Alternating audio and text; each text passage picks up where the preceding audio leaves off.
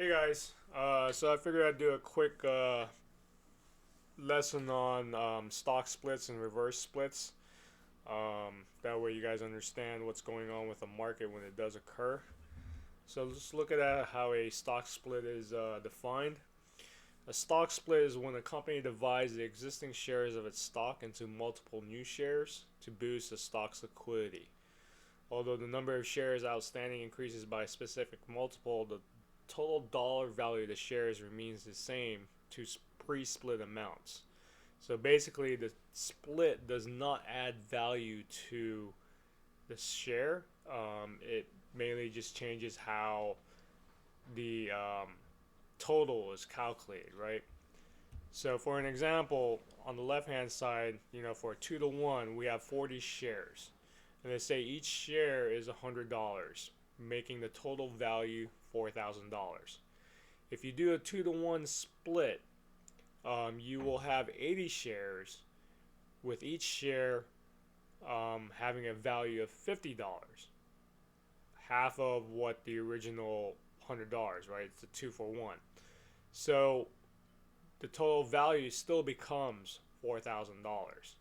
Okay, so there is no change in value, just the number of shares um, multiplied to create the total value.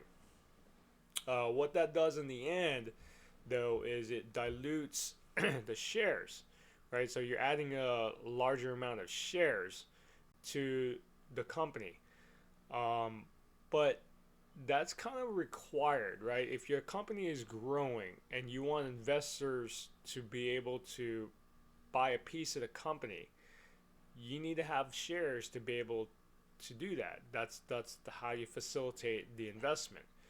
The only way you can do that is to introduce more shares, and that's how it's done. Okay. If you took the reverse of that, a reverse stock split, instead of creating shares, now you're taking shares out. So now each share is going to be worth more. Um, so, like, let's say a 1-to-2 reverse stock split, like the previous example, you're taking 80 shares and now making them into 40 shares. But just like the previous example, those 80 shares were worth $50 each, the total value becoming $4,000. Well, with the reverse stock split, now you have 40 shares with each share worth $100, still totaling $4,000. Okay, so each share would be worth more now, um, um, being the smaller amount. Uh, Going back to the regular stock split, an example would be like Tesla. Tesla recently, in the last 3 to 6 months, or maybe even a little more, did a split from $2,400, a 1-to-6 split. So that $2,400 became $600 or $400 per share.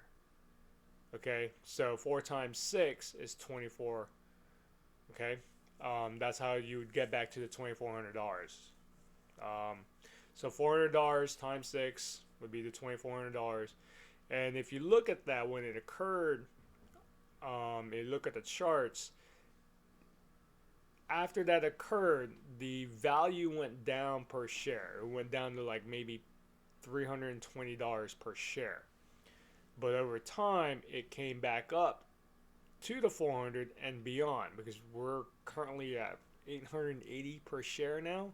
So it's even doubled. Okay, even with the split. So that's kind of shows you a testament of how much Tesla has been growing over the last couple years, and even just recently, how much valuation has occurred.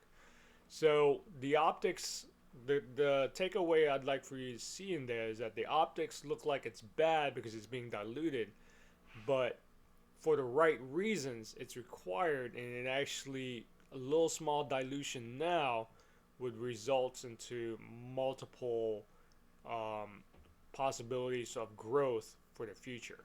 So that's why you want to do a stock split.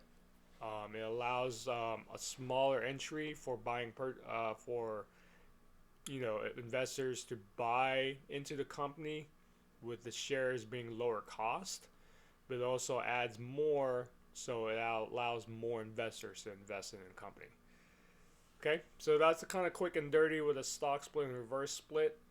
If you have any questions or comments, please leave them below. If you like the video, please give me a thumbs up, and I'll talk to you guys later.